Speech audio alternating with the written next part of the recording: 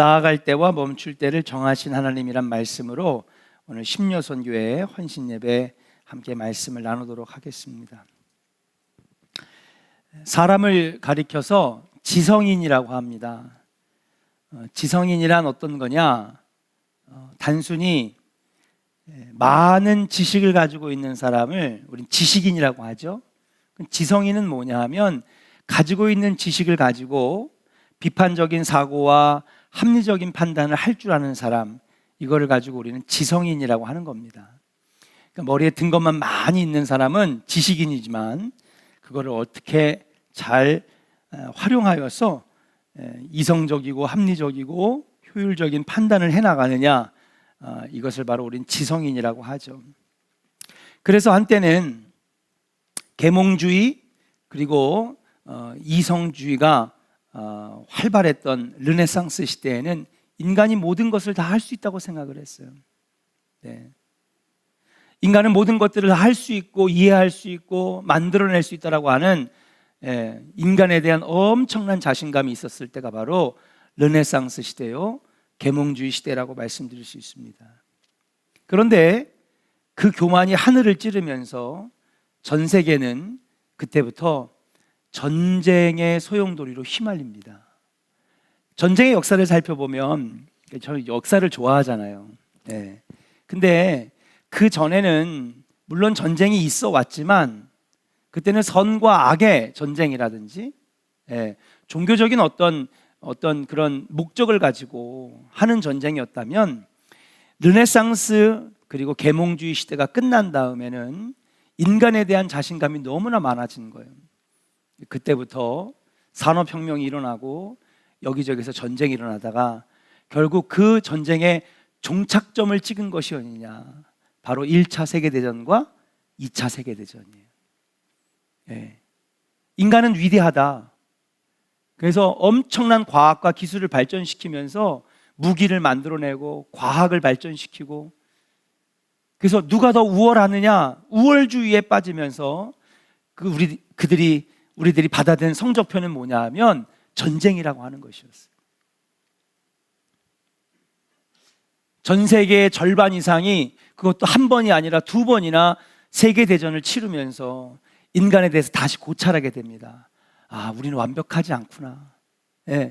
아는 것 같지만 몰랐고, 할 줄 아는 것 같았지만 못했고, 우리는 모든 것들을 다 할 수 있다고 생각했는데 처참한 전쟁에서 1차 세계대전 때 각 나라마다 하루에 죽는 젊은이가 하루에 4만 명, 5만 명씩 죽는 거예요. 1년 동안 300만 명, 500만 명이 죽어나가는 인간의 처참한 모습을 보면서 인간은 완벽하지 않구나. 세상은 이해할 수 없는 것들로 가득합니다. 인간이 다 할 수 있다고 생각했지만 심지어는 1시간 뒤에 나에게 무슨 일이 일어날지 한 치 앞도 내다보지 못하는 인간임을 알게 되었다라고 하는 사실이에요. 이태원에 갔던 그분들이 정말 1시간 뒤에 그럴 거라고 누가 생각을 했겠습니까?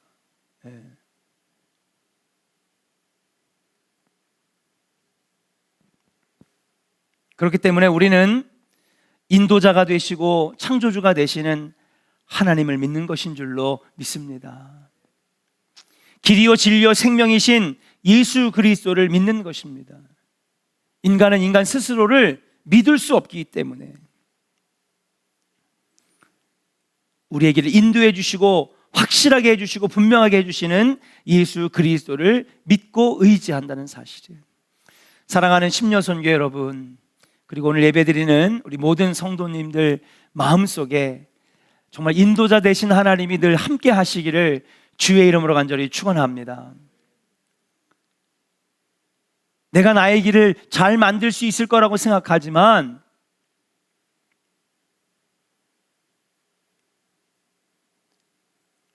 하나님보다 분명하고도 정확하게 나의 길을 인도해 주시는 분은 없다. 그래서 저는 오늘 이 하나님의 인도하심에 대해서 함께 은혜를 나누고자 합니다. 성경을 보면은 하나님의 인도하심을 가장 명확하고 직관적으로 드러내는 사건이 있는데, 그것이 바로 따라합시다. 구름 기둥과 불기둥, 직관적으로 분명하게 보여주시는, 정말 분명하게 보여주는 하나님의 인도하심이 있다면 그것은 바로 불기둥과 구름기둥이죠. 우리는 민수기 9장의 말씀을 통하여서 구름기둥과 불기둥의 이야기를 오늘 함께 읽었습니다. 저는 하나님께서 인도해 주시는 그 인도하심의 상징인 구름기둥과 불기둥에 담겨져 있는 하나님의 은혜를 함께 오늘 파헤쳐 보고자 해요. 자, 그렇다면 먼저 구름기둥과 불기둥의 역할에 대해서 한번 같이 은혜를 나눠보겠습니다. 첫 번째, 불기둥과 구름기둥은 따라합시다. 인도하심의 상징이었다. 우리 출애굽기 13장 21절부터 22절 스크린을 보면서 찾는 시간 걸리니까 같이 한번 읽어보겠습니다. 시작. 여호와께서 그들 앞에서 가시며 낮에는 구름기둥으로 그들의 길을 인도하시고 밤에는 불기둥을 그들에게 비추사 낮이나 밤이나 진행하게 하시니 낮에는 구름기둥 밤에는 불기둥이 백성 앞에서 떠나지 아니하니라. 아멘. 따라합시다. 그들의 길을 인도하시고. 할렐루야. 불기둥과 구름기둥의 역할은 첫 번째는 바로 하나님의 인도하심의 도구였다는 사실이에요.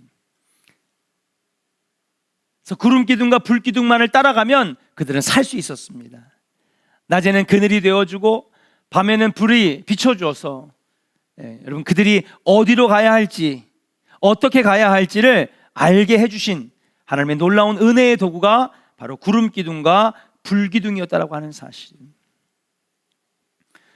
그리고 이스라엘 백성 앞에서 떠나지 아니했다. 여러분, 엄마 아빠가 아주 어린 갓난쟁이 아기 옆에 없으면 보호자예요, 보호자가 아니에요? 보호자가 아니죠. 걔가 걸어가다 차에 치일 줄 어떻게 알아요? 그 3살, 4살 분간을 못하는 아이가 혼자 떨어져 있으면 무슨 일을 벌어질지 어때요? 유괴를 당할지, 납치를 당할지, 교통사고를 당할지. 그러니까 인도하신다, 보호하신다라고 하는 것은 늘 옆에 함께 한다라고 하는 의미를 가지고 있는데, 구름기둥과 불기둥을 보여주신 것은, 그리고 그것을 따라 인도하신 것은 내가 너희와 항상 함께 있으리라. 하나님의 함께 하심을 상징하는 것이고 인도하심을 상징하는 것이다. 두 번째, 구름기둥과 불기둥은 어떤 역할을 했나? 따라합시다. 하나님의 보호하심을 상징합니다. 출애굽기 14장 19절부터 20절 말씀, 두 번째로 구름기둥과 불기둥이 등장하는 말씀인데 같이 스크린을 보면서 읽겠습니다. 시작. 이스라엘 진 앞에 가던 하나님의 사자가 그들의 뒤로 옮겨가매 구름기둥도 앞에서 그 뒤로 옮겨 애굽진과 이스라엘진 사이에 이르러 서니 저쪽에는 구름과 흑암이 있고 이쪽에는 밤이 밝음으로 밤새도록 저쪽이 이쪽에 가까이 못하였더라. 아멘. 자, 두 번째 구름기둥과 불기둥이 등장합니다. 언제 등장하느냐? 바로 애굽 군대가 이들을 다시 죽이러 막 기마병들 3,000명이, 기마대가 막 3,000명이 아주 엄청난 속도로 그들을 추격해오는 때였어요. 코앞까지 다 왔습니다. 조금 있으면 잡힐 것 같아. 그런데 앞에서 아까 말했죠, 구름기둥과 불기둥은 인도하셨다고. 그러니까 인도하시니까 당연히 앞에서 길잡이 역할을 했겠죠. 구름이, 기둥이 앞에 있었던 것입니다. 그런데 오늘 말씀에, 출애굽기 14장의 말씀에 보니까 놀라운 말씀이 나오는데, 인도하심의 역할만 감당했던 이 구름기둥이 어떻게 해요? 그쵸? 아니, 보호하심이 아니라 말씀 딱 보여줘요. 센스 뭐라고 돼 있어요? 자, 하나님의 사자가 그들 뒤로 딱 옮겨가니까 구름기둥도 앞에서 뒤로 옮겨갔대. 말씀 딱 보여주고 있어요. 그래서 20절에 보니까 뭐라고 돼 있느냐 하면, 애굽진과 그 다음에 이스라엘진 사이에 구름기둥이 뒤로 옮겨가가지고 그 사이에 다 구름기둥이 낀 거예요. 자, 그럼 어떻게 될까요? 앞에 이스라엘이 보이다가 구름기둥이 싹 가운데로 끼어드니까 시야를 가려버리는 거예요. 멀리 떨어졌는지 가까이에 있는지 보이지가 않으니까 더 이상 추격을 할 수가 없고 그냥 막연하게 따라가기만 하는 거예요. 오른쪽으로 틀었는지 왼쪽으로 틀었는지 그 시야를 방해함으로 말미암아 그들이 가까이 하지 못하게 했더라. 그 20절의 말씀을 보니까 뭐예요? 선이 저쪽에는 구름과 흑암이 있대. 한낮에도 보니까 구름이 꽉 찼는데 흑암이 있어서 앞이 보이지 않는 거죠. 결국 무엇입니까? 구름 기둥은 앞에서 인도하심의 역할을 감당하다가 위기에 처했을 때는 그 구름 기둥이 이스라엘 진영과 뒤에서 바짝 추격하던 이집트의 기마대 사이에 싹 들어와 가지고 구름으로 덮고 흑암으로 덮어서 여러분 그들을 치지 못하도록 보호해 주시는 역할을 감당했다라고 하는 사실. 두 번째 구름 기둥과 불 기둥의 역할은 무엇을 상징하는 것이냐? 따라합시다. 하나님께서 보호하십니다. 보호하심을 상징하는 거예요. 세 번째 구름 기둥과 불 기둥이 나옵니다. 오늘 제가 구름 기둥과 불 기둥 다 싹적 정리해 드리는 거예요. 세 번째 구름 기둥과 불 기둥은 어디에 나오느냐? 출애굽기 33장.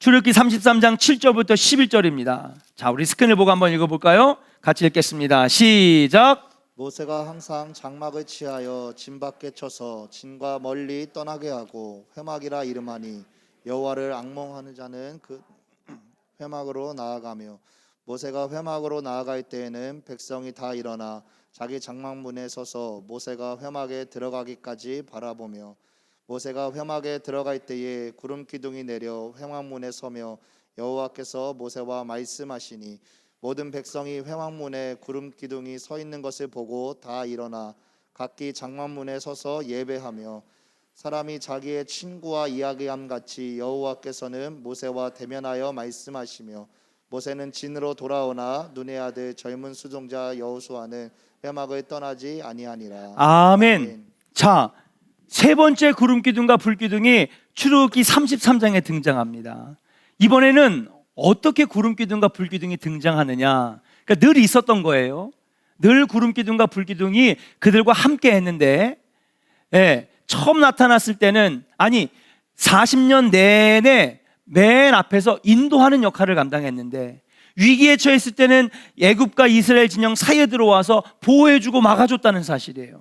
근데 이번에는 모세가 회막문에 들어가서 여호와 하나님께 기도하러 들어가니까 공중에 떠있던 구름 기둥이 회막 아래로 확 내려온 거예요. 한번 상상을 한번 해보세요. 구름이 쫙 내려왔어. 구름이 회막 아래로 쫙 내려온 겁니다. 누가 들어갔을 때? 모세가 회막문에 들어갔을 때. 회막은 뭐냐 하면요, 여러분, 솔로몬이 성전을 짓기 이전에는 성막을 사용했고요. 성막은 바로 사사시대와 그리고 다윗 때까지 쓰여졌던 하나님의 성전이었고, 솔로몬은 이것을 하나의 건축물로 만든 것이 성전이 되는 것입니다. 그런데 그 이전에 여러분 광야 생활할 때는, 그리고 사사시대 어느 정도까지는 하나님의 성전을 뭐라고 불렀냐면 회막이라고 했어요. 그건 뭐냐 하면 이동하기 쉽도록 얼른 텐트를 치고 다시 걷고 성물을 같이 옮기다가 여기저기 사막 광야를 이동하다가 자, 회막을 쳐라 그러면 하나님께서 가르쳐 주신 규격과 그리고 위치대로 성물들과 딱 배치해서 텐트를 딱 만들었는데 그걸 우리는 회막이라 그래. 그래서 성경을, 이스라엘 역사를 회막시대, 그 다음에 성막시대, 성전시대로 나누기도 해요. 우리가 보면은 뭐 역사서니, 그 다음에 또 뭐 모세오경이니, 지혜서니, 대선지서, 소선지서 뭐 이렇게 막 나누기도 하지만 구약 성경을 나누는 기준에는 뭐라고 하느냐? 회막시대, 성막시대, 성전시대로 나눠요. 그리고 뭐 포로시대 뭐 이런 식으로 역사를 나누는 게 많습니다. 그러니까 여러분, 회막은 뭐예요? 곧 하나님의 성전을 의미하는 것이에요. 성전은 뭐 하는 곳입니까? 여러분, 옛날에 보면 성전, 성막에는 뭐가 있었어요? 지성소와 성소와, 그렇죠? 그리고 뜰이 있었어요. 성전은, 그리고 지성소는 누가 임재하시는 곳? 하나님이 임재하시는 거예요. 모세는 하나님과 대면했던 유일한 사람이었기 때문에 회막에 들어가 하나님께 기도하면 하나님께서 모세를 만나 주시고 말씀해 주시고 놀라운 신비로운 모습으로 모세 앞에 나타나곤 하셨는데, 그때마다 여러분 구름 기둥이 어떻게 됐어요? 회막 아래로 샥 마치 안개가 깔리듯이 그 신비로운 구름이, 여러분 한번 상상해 보세요. 저는 이 말씀을 준비하는데 너무 신비로운 거예요. 여러분 비행기를 타면 창밖으로 가끔 구름이 옆에 비행기를 막 때리면서 가잖아요. 예? 구름을 막 보면 되게 신비롭지 않습니까? 근데 그런 것이 땅 밑에서 지금 일어나고 있는 거예요. 이건 뭐를 상징하느냐? 바로 하나님의 임재를 상징한다는 사실이에요. 구름 기둥과 불 기둥은 인도하심도 상징하고 보호해 주심도 상징하지만, 하나님이 임재하실 때마다 구름 기둥이 이동하여서 임재하시는 곳곳마다 구름이 이동했다는 사실이에요. 또 하나 한번 여러분 증거를 한번 대볼까요? 호렙산에 십계명을 받으러 갈 때 그 밑에서 여러분 이스라엘 백성들이 모세를 기다립니다. 하나님 말씀 기다립니다. 근데 호렙산을 보니까는요, 여러분 산 중턱 거기에 구름이 확 둘렀어요. 그리고 구름과 구름 사이에 천둥과 번개가 막 치는데, 여러분 머릿속으로 상상을 해보니까 너무 신비로운 거야. 모세를 기다리면서 하나님 말씀을 기다리면서 저 호렙산을 바라보는데 신령한 구름이 산을 싹 덮었고, 제가 옛날에 중국에 태산이라는 데를 갔거든요. 엄청 높아요. 예, 1년 365일 해를 볼 수 있는 날이 며칠 안 된대요. 한 4, 50일 정도? 나머지는요 너무 높아가지고 안개가 끼거나 늘 구름이 가득한 거야. 그러다가 한 번은 저는 갔을 때 못 봤어요, 해 뜬 거를. 예. 오히려 막 이슬비가 내리더라고요. 다른 데는 다 맑았는데 산이 높다 보니까. 그런데 어떤 누구가 아주 운이 좋게 해가 이렇게 탁 비추고, 예, 그렇게 산 정상에서 해가 떠오르는 걸 봤는데 너무 장관이더라는 거죠. 왜? 구름이 산을 확 덮었는데. 우리나라도 그런 데가 있어요. 정선, 태백, 예, 이런 데 가면 자동차로 막 올라가는데 구름을 막 뚫고 막 산을 막 올라가기도 하고. 얼마나 신비롭습니까? 그러니까 구름이 내려앉았다는 것은 늘 하나님의 임재를 상징했다는 사실이에요. 이렇게 출애굽기와 그리고 민수기에 등장하는 구름 기둥과 불 기둥의 역할은 뭐냐? 따라합시다. 인도하시고 보호하시고 임재하시고, 예, 이런 영적인 상징들을 가지고 있는 것이 바로 구름 기둥과 불 기둥이다. 그러면 불 기둥과 구름 기둥은 이 역할만을 감당했느냐? 한 가지가 더 있어요. 그게 뭐냐? 바로 오늘 말씀의 제목인, 따라합시다, 나아갈 때와 머물 때를 정해 주십니다. 구름 기둥과 불 기둥의 네 번째 역할은 뭐냐 하면 나아갈 때와 머물 때를 정해 주셨다는 사실이에요. 오늘 본문을 보면 이스라엘 백성이 성막에 세워진 날에는 여지없이 낮에는 구름 기둥과 밤에는 불 모양의 구름으로 나타났고 아침에 이르기까지 성막을 덮었다, 그렇게 말씀하고 있습니다. 그리고 17절에 보니까 이 성막을 덮었던 구름이 떠오르면 이스라엘이 행진하였고 구름이 머무른 곳에 이스라엘이 진을 쳤다 그랬어요. 17절 같이 한번 읽어볼까요? 민수기 9장 17절 읽겠습니다. 시작. 구름이 성막에서 떠오르는 때에는 이스라엘 자손이 곧 행진하였고 구름이 머무는 곳에 이스라엘 자손이 진을 쳤으니. 아멘. 구름이 머무르면 이스라엘 백성들은 뭐 해야 되는 거예요? 머물러야 되는 거예요. 그리고 구름이 떠오르면 하나님께서 이동하라고 하시는구나, 이제 나아가자, 행진하자, 앞으로 가자. 다시 말해서 여러분, 구름 기둥과 불 기둥은 하나님의 명령을 상징하는 겁니다. 나아가고 멈춰서고, 나아가고 멈춰서는 명령을 하실 때에 썼던 것이 바로 구름 기둥과 불 기둥인 것이죠. 이스라엘은 이것을 순종해야 했습니다. 왜냐? 18절에 보니까 여호와의 명령이라고 분명하게 기록이 되어져 있기 때문에 그래요. 자, 그러면 여기서 우리가 주목해야 될 특징이 하나 있습니다. 여기서 주목해야 될 특징은 뭐냐 하면 구름이 떠오르고 내리고 하는 것. 그러니까 제 생각에는 이 처음엔 제가 성경을 잘 몰랐을 때는 구름 기둥과 불 기둥을 어떻게 이해했냐면, 낮에는 구름이 이렇게 기둥처럼 돼가지고 보호해 주다가 이 구름이 싹 사라지고 불이 막 우리 이렇게 막 콘서트장 가면 불기둥 확 올라가잖아요. 막 그런 불기둥이 나타나는 줄 알았어요. 근데 그게 아니더라고요. 낮이나 밤이나 구름이었어요. 그런데 이 낮에는 뭉글뭉글한 높이 한 12m가 되는 기다란 구름 기둥이 쫙 비쳤다, 가려주고 이동했다면, 밤에는 이 구름이 불 모양 같이 돼가지고, 아까 우리가 말씀을 읽어보니까 불 모양 같이 되었다라는 거죠. 그리고 거기에 이스라엘 진영들이 서로, 여러분 캄캄한 밤에는 뭘 켰을 것 같아요? 불을 켰겠죠. 모닥불을 피든지, 또 만나를 가지고 빵 구워 먹을 때 불을 폈다든지, 진영마다 12지파마다 그냥 큰 불이 있어야 밤에도 이동하고 그 다음에 움직이고 뭐 할 수 있으니까. 그런데 불 모양 같이 나타나는 데다 불이 비춰지니까 이게 불기둥이 된 거예요. 여러 가지 해석이 아직도 분분하지만 분명한 것은 뭐냐면 낮에도 구름이었고 밤에도 구름이었다. 그렇기 때문에 이 밤에 불구름 기둥이 이게 떠오르면 뭐 해야 되는 거예요? 이동해야 되는 거예요. 밤에를. 새벽 1시에도 한참 자고 있을 때도 마치 군대에서 5분 대기조처럼 출동하면, 명령이 떨어지면 그냥 거기서 짐 싸고 텐트 정리해가지고 이동해야 되는 거예요. 구름 기둥만 떠오른다고 해서 그때 낮에만 이동한 것이 아니었어요. 밤에도 불 모양 같은 구름 기둥이 떠올라서 이동하라고 하는 하나님 명령이 딱 떨어지면 밤에라도 짐을 싸가지고 이동하는 것입니다. 근데 문제는 뭐냐 하면 이 구름 기둥이 낮이나 밤이나 떠오르고 그리고 내려앉는 이것이 일정한 시간으로 규칙적이고 주기적으로 이루어지지 않았다는 거예요.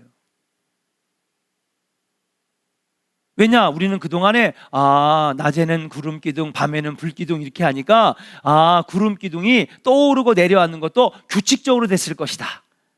마치 우리가 아침에는 밥 먹고 저녁에는 저녁밥 먹고 낮에는 일하고 이렇게 짜여져 있는 규칙인 것처럼 우리는 그렇게 이해를 해왔던 거죠. 근데 성경을 살펴보니까 그렇게 안 했다는 거예요. 민수기 9장에 보니까 분명하게 기록되어 있습니다. 다시 한번 읽어볼까요? 19절과 20절입니다. 같이 한번 읽어보겠습니다. 시작. 구름이 성막 위에 머무는 날이 오랠 때에는 이스라엘 자손이 여호와의 명령을 지켜 행진하지 아니하였으며, 혹시 구름이 성막 위에 머무는 날이 적을 때에도 그들이 다만 여호와의 명령을 따라 진영에 머물고 여호와의 명령을 따라 행진하였으며. 아멘. 보니까는요, 구름이 성막 위에 머무는 날이 오래면 지금 뭐 하고 있는 거예요? 오랫동안 그 시간 동안 움직이면 안 되는 거예요. 거기에 머물러 있어야 되는 거예요. 이스라엘 백성도. 왜? 이것은 곧 하나님의 명령이기 때문에. 그리고 20절에 보니까 머무는 날이 적을 때도 있다라고 했고, 21절에 보면 그것이 어떨 때는 저녁부터 아침까지 머물러 다음날 아침에 다시 행진을 재개할 때도 있었다. 그러니까 불규칙적인 거예요. 언제 구름이 떠오를지 모르는 거예요. 언제 가라고 말씀하실지 모르는 것입니다. 22절 보겠습니다. 22절 같이 읽어볼까요? 시작. 이틀이든지 한 달이든지 1년이든지 구름이 성막 위에 머물러 있을 동안에는 이스라엘 자손이 진영에 머물고 행진하지 아니하다가 떠오르면 행진하였으니. 아멘. 보니까는요, 어쩔 때는요, 그러니까 구름 기둥은 늘 옆에 있어요. 하나님이 함께 하신다는 상징이니까. 밤에는 그 구름이 불 모양 같이 변해가지고 불빛에 반사되니까 불 기둥이 된 거예요. 그러니까 이 구름은 하나님의 임재를 상징하고 보호하심과 그리고 인도하심의 상징인 구름은 늘 있었어요. 문제는 이게 떠오르느냐 아니면 성막의 아래에 가라앉아서 머무르느냐, 이 차이였던 거지. 떠오르면 이동하고 아래로 가라앉으면, 머무르면 어떻게 돼요? 멈춰서 있는 거예요. 근데 이게 낮에 떠오를 수도 있고 밤에 떠오를 수도 있고, 어쩔 땐 머물렀는데 그 머무는 기간이 오늘 22절에 보니까 이틀이든지 한 달이든지 어쩔 땐 1년이든지 어쩔 때는요 3년 넘게 머무른 적도 있어요. 그러면 얼마나 머물러 있는 거예요? 3년 동안 머물러 있는 거죠. 다시 말해서 진행하고 나아가고 멈춰서는 것이 불규칙적으로 일어났다는 것입니다. 이것이 여호와의 명령이고 여호와의 명령을 지키는 것이다. 하나님이 오늘 분명하게 우리에게 가르쳐 주고 있는 것입니다. 여러분 생각해 보세요. 늘 말씀드리지만 혼자서 작정하고 걸으면 애굽 땅에서 나와서 가나안 땅까지 3일이면 갑니다. 걸어서도. 그리고 이렇게 무리지어 가면 아무리 천천히 가도 한 달 안에면 가나안 땅에 들어가요. 근데 여러분 몇 년 걸렸어요? 몇 년 걸렸어요? 조영신 집사님, 회장님 몇 년? 40년 걸렸어요. 여기서 이해가 되는 거예요. 왜 40년씩이나 걸렸을까? 맘먹고 뛰쳐나가면은 며칠이면 들어가는 데가 가나안 땅인데 멀지도 않은데 어떻게 40년씩이나 걸렸지? 구름기둥과 불기둥을 이해해 보니까 그럴 수도 있겠다. 하나님이 멈춰서라고 하면 무조건 멈춰서 해야 되는 거예요. 그게 어쩔 때는 한 달, 1년, 어쩔 때는 3년. 그러면 이 사람들의 심정을 한번 생각해 보세요. 얼마나 애가 타겠습니까? 그냥 진짜 한번 뛰쳐나가 볼까? 금방이면 도착하는데 며칠이면은 가나안 땅에 들어가는데 왜 모세는 답답하게도 이렇게 구름을 따라가는 거냐? 그냥 올라가면 되는데. 하나님께서 말씀하셨어요. 가나안 땅은 젖과 꿀이 흐르는 땅이라. 내가 너희의 조상 아브라함 때부터 이 땅을 너희에게 주었다 그랬습니다. 너희가 이 땅에 들어가 나라와 민족과 백성들을 이룰 것이다. 나라를 이룰 것이다. 주님이 축복해 주셨어요. 그러니 얼마나 기대가 컸겠습니까? 그것도 좀 먼 데가 아니라 여기서 미국까지 7,500km, 8,000km 되는 거리도 아니고 500km도 안 되는 아주 짧은 거리, 금방 도착할 수 있는 그 거리. 그들은 야속했어요. 얼마나 서둘러 빨리 가고 싶었겠습니까? 하루라도 빨리 구름이 떠오르기를 기다리고 있었을 거예요. 그래서 아마 제 생각에는요, 가운데에 회막이 세워지고 이 12지파 진영, 우리가 레위기 민수기 강해를 해보면 알겠지만은 하나님께서 각 12개의 진영을 여러분 배치해 주실 때도 하나님 명령 따라서 배치를 합니다. 행진도가 막 하는 게 아니에요. 하나님께서 가르쳐 주신 명령대로 행진하는 거고요. 항상 그 중심에는 뭐가 있었어요? 회막이 있었다는 사실이에요. 그러니까 여러분 머무를 때는 구름기둥이 어디에 머물렀어요? 회막 아래로 머물렀으니까 12진영이 다 어디만 쳐다보고 있었을까? 다 회막만 쳐다보고. 에브라임도 회막만. 왜냐하면 12지파가 다 회막을 중심으로 둘러싸고 있으니까 아마 그들이 머물러 있을 때는 턱 깨고 앉아가지고 회막을 쳐다보면서 야, 언제 떠오르냐? 좀 떠올라라. 좀 제발 좀 떠올라라. 그것만 쳐다보고 있었을 것 같아요. 광야 생활이라는 것이 아무리 하나님 만나와 메추라기로 먹을 것을 공급해 주신다 하더라도 젖과 꿀이 흐르는 가나안 땅을 생각하면 빨리 하루속히 가고 싶었을 것입니다.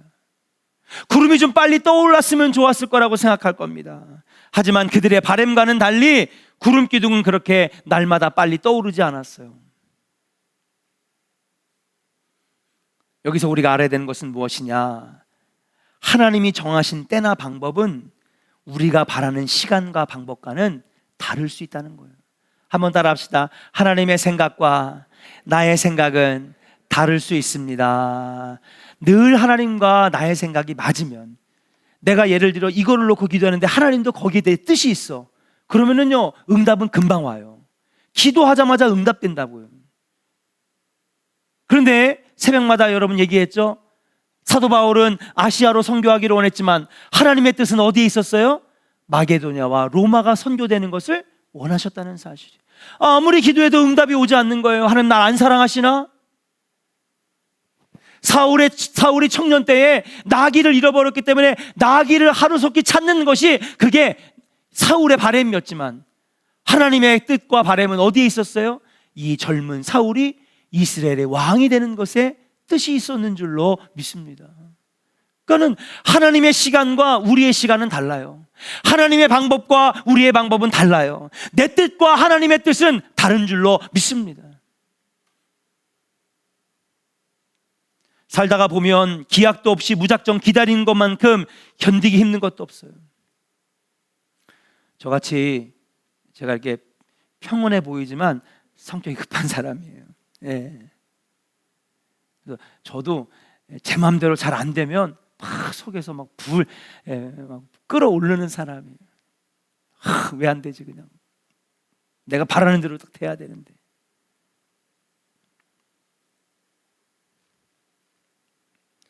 그렇기 때문에 이런 사람들에게는 어지간히 견딘다라고 하는 것, 기다린다는 것 그게 쉽지가 않아요.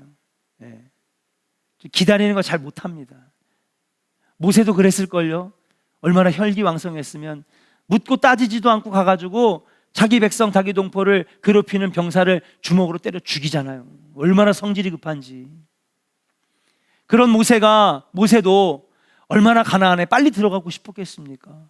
정말 모세야말로 이 300만의 백성들을 누구보다도 빨리 가나안으로 인도하고 싶었을 거예요. 그러나 문제는 하나님의 뜻은 늘 우리의 뜻과는 다를 수 있다는 사실이에요.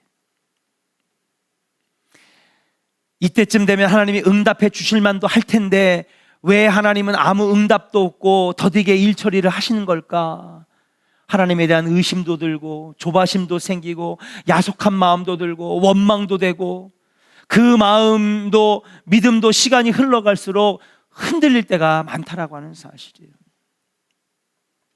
그렇지만 사랑하는 우리 심려선교 여러분, 사랑하는 조은의 성도 여러분, 우리가 오늘 분명하게 우리 안에 이 고백이 있어야 될 줄로 믿습니다. 한번 따라 합시다. 선포하는 거예요. 나아가게 하시는 분도 하나님이시오, 멈추게 하시는 분도 하나님이십니다. 사랑하는 여러분, 만약에 여러분들이 지금 진행하고자 하고 걸어가고자 하는 것에 지금 스탑이 걸렸어요. 그럼 그게 재수 없어서, 사람 잘못 만나서, 운이 없어서, 누구 때문에가 아니에요. 만약에 여러분이 하던 그 길에서 멈춰섰다면 하나님이 멈추게 하셨구나, 이렇게 생각할 수 있는 믿음이 우리에게 있어야 될 줄로 믿습니다. 아멘입니까? 왜요? 우리가 고백했잖아요. 나아가게 하시는 분도 하나님이시고 멈추게 하시는 분도 하나님이시다. 뭐가 좀 잘 안 됐어요? 떨어졌어요? 내가 원하던 대로 계획대로 안 됐어요? 그래서 하나님 안 계시고 사람 잘못 만나서 누구 때문에 저것만 아니었으면 원망하고 염려하고 한탄하는 것이 아니라 우리는 믿음의 사람들은 생각을 바꿔야 된다는 거예요. 멈추게 하시는 분도 하나님이신데 이거 하나님이 멈추셨나 보다.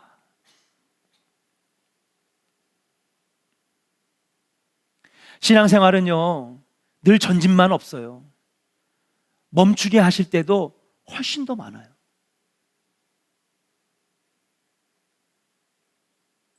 그때마다 하나님은 우리에게 뭐를 갖게 하시냐면 인내라고 하는 것을 갖게 하십니다. 어떤 신학자는요 인내와 믿음은 동일하다 그랬어요. 그러니까 얼만큼 인내하느냐에 따라서 그 사람의 믿음의 크고 작음이 결정되는 거지. 인내하지 못하고 기다리지 못하는 사람은 믿음이 없는 사람이요. 그 신학자는 그렇게 얘기해요. 그럴 정도로 믿음이라고 하는 것은 곧 기다리는 것이고 인내하는 것이다. 여러분 생각해 보세요. 그리고 보니 믿음이라고 하는 것은요 기다리는 거더라고요. 천국을 기다리는 것이고요, 예수님 구름 타고 다시 오심을 기다리는 것이고요, 약속하신 응답을 주심을 기다리는 것이고요, 기도한 것을 받을 때까지 기다리는 것이 그것이 곧 믿음 아니겠습니까? 근데 이것이 흔들리면 우리의 믿음이 약해지는 것이라는 거죠. 그래서 어떤 신학자는요 믿음과 인내는 동일하다. 근데 놀라운 게 뭐냐면 히브리어에 인내라고 하는 말을 찾아보니까, 따라합시다. 휘포모네. 크게 따라하세요. 안 따라하면 졸려요. 다시 한번 따라합시다. 휘포모네. 휘포모네. 이게 인내라고 하는 말이래요. 근데 이게 그 뜻을 찾아보니까 휘포모네, 인내라고 하는 말은 이런 뜻을 가지고 있어요. 참 재미있어요. 어디 아래에 머무르다 라는 뜻이래요. 아니 인내가 그거랑 뭔 상관이야? 따라합시다. 어디 아래에 머무르다. 이게 인내의 휘포모네에 진짜 담겨져 있는 뜻이라는 거예요. 그러니까 참 히브리어는 신앙적인 언어죠. 인내라고 하는 건 뭐냐? 그냥 안 됐으니까 그냥 기다리지, 이게 아니에요. 어딘가 아래에 머물러서 그리고 기다리는 거래. 그러면 누구 아래 머무르는 거예요? 하나님. 구름 기둥 아래에 머물러서 하나님의 뜻을 기다리는 것이 바로 인내라고 하는 거죠. 하나님 우리에게 그런 훈련을 시키세요. 아니 그냥 대학도 딱 합격하고, 대기업도 딱 합격하고, 시험도 한 번에 딱 붙고, 원하는 거 그대로 다 잘 되고, 사업을 차렸더니 대박 나고, 기도하는 것마다 다 이루어져. 얼마나 좋게요? 아우 나도 좀 그랬으면 좋겠어. 그냥 기도하는 대로 자식 새끼들이 다 잘 되고, 참 구하는 것마다 그냥 그대로 잘 되면 얼마나 좋아. 근데 하나님 그러시는 법이 없어. 멈추게 하실 때가 더 많다는 거예요. 왜? 믿음을 갖게 하시리 하려고, 인내를 배우게 하시려고. 근데 그 인내는 뭔지 아십니까? 그냥 아유 안 됐나 보다, 자포자기하고 포기하고 낙심하고 원망하고 염려하고 걱정하고 그러라고 인내의 시간 주신 것이 아니라 어디 아래 머무르라고, 때를 기다리라고.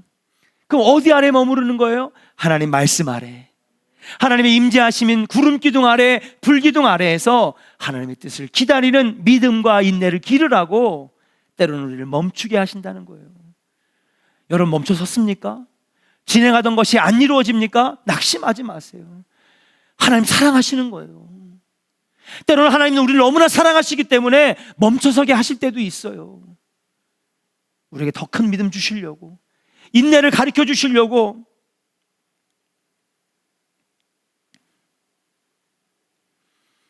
그러면은 오늘 마지막 이 구름 기둥과 불 기둥에 나아갈 때와 멈출 때를 정해주시는 그 하나님의 임재하심을 상징하는 구름 기둥과 불 기둥, 이 말씀에서 우리가 알아야 될, 결단해야 될 마음가짐이 뭐냐? 따라합시다. 멈춰서 있을 때가 기도할 때입니다. 다시 한번 고백해요. 멈춰서 있을 때가 하나님의 뜻을 구할 때입니다. 아멘. 멈춰서서 기다리고 인내할 때 뭐 하라고 그랬어요? 어디 아래에 머무르잖아. 하나님 말씀 안에, 하나님의 존재 안에, 아래에 머물러서 뭐 하겠어요? 하나님의 뜻이 무엇인지를 구하고 기도해야 된다. 그리고 다시 주님께서 언제일지 모르지만은 구름 기둥이 떠올라서 이동하라고 하실 때, 나아가라고 하실 때, 야 이제 네가 진짜 일할 때야, 나아갈 때야, 전진해야 할 때야, 그때에 내가 다시 준비되어 있는 자로 설 수 있도록 바로 멈춰서게 하시는 시간은 영적으로 준비하는 시간이다. 근데 어리석은 사람들이 있어. 떨어졌다고, 안 됐다고, 실패했다고, 낙심하고 남 탓만 하고 환경 탓만 하고, 그런 사람들은요 막상 주님이 길 열어주실 때는요 준비가 안 돼 있는 걸. 근데 멈춰서게 하셨을 때에, 그때에 준비하고 영적으로 준비하고 기도하고 하나님의 뜻을 구하고 준비한 자들은요 다시 주님이 언제 일어서라고 할지 모르지만, 자 이제 일어나서 나아가라 전진시키실 때에 그때는 준비가 되어 있는 거지. 영적으로도 물리적으로도 건강적으로도 하나님의 일들을 감당할 수 있는 준비가 되어 있는 줄로 믿습니다. 사랑하는 심려선교 여러분, 참 지금 힘들잖아요. 그죠? 애들도 키워야 되고, 여기 보니까 다 맞벌이 하시고, 또 가정에서도 주부도 하셔야 되고, 어떻게 보면은 지금 한 발짝도 안 움직인 것 같고 그냥 맨날 거기에 머무르는 것 같아. 아니에요. 하나님께서 분명히 우리 심려선교회를, 그리고 여러분의 가정을, 그리고 여기 앉아있는 우리 조은의 성도들을 주님께서 쫙쫙 시속 100km, 200km로 나가게 하실 때가 있어. 그때에 쓰임 받으려면 뭐 해야 됩니까? 멈춰 섰을 때에 영적으로 준비가 되어 있어야 돼요. 준비된 자만이 나아갈 수 있는 것인 줄로 믿습니다. 한결이가 오늘 은혜를 많이 받네. 제가 신학교를 지원했거든요. 저도 제 나이 때는요 다 광림교회, 사랑의 교회, 온누리교회 담임 목사 되는 줄 알았어. 아유 저 목사님 왜 저렇게 설교를 못할까? 나는 저보다 100배는 잘하겠다. 천만의 말씀. 여러분 제가요 순탄한 길을 걸어온 것 같지만 저 엄청 두드려 맞았어요. 하나님이 얼마나 때리고 채찍질 하시는지. 앞으로도 그렇게 하시겠죠. 멈춰서게 하실 때도 많았어요. 신학교 뛰쳐나가려고 할 때도 몇 번이나 있었는지 몰라요. 목회 안 하겠다고 딴 거 하겠다고 아마 그 마음의 갈등이 수만 번도 더 될 거예요. 그때 내가 조금 더 준비하고 더 그때 더 내가 기도하고 더 준비할 걸. 사랑하는 여러분, 멈춰서게 되었습니까? 그러면 그때가 바로 기도하는 시간, 하나님의 뜻을 구하는 시간, 영적으로 준비하는 시간임을 믿으시기를 주의 이름으로 간절히 축원합니다. 낙심과 절망의 시간이 아니라 원망과 염려의 시간이 아니라 앞으로 나아갈 때를 위한 준비의 시간이 되어야 한다는 사실이에요. 만약 하나님의 구름 기둥이 여러분 위에 머물러 멈춰서 기다리려고 한다면 우리는 다음 하나님의 뜻과 인도하심을 위해 기도하고 그 뜻을 구하면서 여러분 주님께서 쓰시는 그날 크게 쓰임 받을 수 있도록 여러분 기도하고 영적으로 준비하는 우리 조원의 성도들 되기를 주의 이름으로 간절히 축원합니다. 그런 의미에서 코로나는 저주라고 생각하지 않아요. 코로나 때문에 많은 교회가 멈춰섰죠, 그죠? 예. 근데 그때 저는 분명히 믿어요. 힘들지만 예배하고 어렵지만 40일 특별 새벽 기도하고 새벽 기도하고 기도의 불을 끄트리지 않은 교회는 반드시 포스트 코로나 이후 시대에 바로 그 교회를 하나님이 쓰실 거라고 하는 저는 확신이 있어요. 우리 교회가 그 교회 될 줄로 믿습니다. 근데 코로나라고 멈춰섰다고 에이 아무것도 못해. 우리가 할 게 뭐가 있어? 교회가 할 게 뭐가 있어? 맨날 손가락질이나 하는데 그냥 가만히 있어야지. 아무리 큰 교회라도 가만히 있고 아무것도 안 한 교회들은 분명히 쓰임받지 못할 거라고 저는 믿어요. 저는 이 믿음에 확신이 있기 때문에 우리 교인들이 힘들어하는 거 알면서도 어려워하는 거 알면서도 예배 나오세요. 기도합시다. 새벽을 깨웁시다. 왜냐하면 멈춰섰을 때가 기도할 때요, 영적으로 준비할 때임을 알기 때문에 그런 거예요. 우리 청년들 멈춰섰다고 낙심하지 마세요. 절망하지 마세요. 인생 끝난 거 아니잖아. 아, 지금 더 준비하라고 하시는 거구나. 하나님이 시간을 주시는구나. 그리고 여러분들이 크게 들었으실 때에 여러분 I'm ready, 난 준비됐습니다. 여러분 그렇게 마음을 가지고 나아가는 우리 청년들 되기를 주의 이름으로 간절히 축원합니다. 마지막입니다. 따라합시다. 하나님은 늘 가장 좋은 것으로 주십니다. 아멘. 자, 멈춰섰어요? 그러면 여러분 인내와 믿음을 가지고 영적으로 준비하는 시간도 돼야 되지만 여러분 마음에 이 확신이 있었으면 좋겠어요. 따라합시다. 하나님은 늘 좋은 것으로 주십니다. 미국 사람들이 되게 좋아하는 영어 표현이 있었어요. 예. 저는 여러분들하고 딱 설교하기 전에 우리 옆 사람과 축복합시다 그러면은 당신의 영혼이 잘된 같이 이거 하잖아요. 제가 이걸 어디서 배웠냐면 미국 교회를 가니까 목사님이 다 멋있게 나와가지고 막 성도들하고 딱 나와가지고 설교를 딱 하는데 설교를 하기 전에 딱 뭘 하냐면 목사님이 God is good 딱 해요. 그럼 성도들이 all the time 딱 하는 거예요. 예. 그리고 목사님이 all the time 그러면 성도들이 God is good. 너무 막 가슴이 막 찌릿찌릿한 거야. 너무 멋있더라고. God is good이 뭐예요? 예. 하나님은 좋으신 하나님이다. all the time 언제나 always. 예. 그걸 고백하고 선포한 다음에 탁 설교를 들어가는데 너무 멋있더라고요. 나중에 미국 교회 같이 가면 한번 보여드릴게. 막 수백 명, 수천 명이 담임 목사님 나와가지고 God is good 그러니까 all the time 딱 그러는데 너무 멋있더라고요. 이게 무슨 고백이냐? 하나님은 늘 좋으신 하나님이라는 거예요. 그러니까 여러분 실패했어도 하나님이 좋은 걸 주실 것이라고 하는 거예요. 더 좋은 걸 주시기 때문에 지금 멈춰서게 했다는 거예요. 근데 어릴 때는요, 그걸 몰라. 아유, 엄마 아빠는 잔소리만 하고, 하지 말란 말만 하고. 근데 부모들이 왜 그러겠어요? 더 좋은 것이 무엇인지를 아니까, 야, 그거 하지 마. 더 좋은 게 있는데 왜 지금 그거 하려고 그래? 근데 어릴 때는 몰라.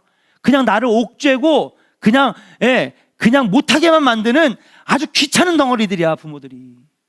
어릴 땐 몰라요. 근데 부모가 돼 보니까 나중에 하는 얘기가 엄마 아빠 말, 어른들 말 틀린 거 하나도 없다 그러잖아요, 이상윤 장로님. 그죠? 철 들어보니까 아는 거예요. 어른들 말 틀린 거 하나도 없더라. 예. 하나님도 마찬가지. 우리는 몰라요. 뭐가 좋은지. 꼭 지금 내 앞에 있는 것만 좋아 보여. 근데 아니거든요. 하나님 보시기에는 훨씬 더 위대하고 훨씬 더 아름답고 훨씬 더 좋은 길을 주님이 알고 계신데 우리는 그 앞에 것만 보는 거예요. 그러니까 주님이 아니야 임마 멈춰. 야, 더 좋은 거 내가 준비해놨는데 왜 그거 붙잡으려고 그래. 잠깐 기다려. 멈춰서 내가 더 좋은 거 줄게. 그러시는 거예요.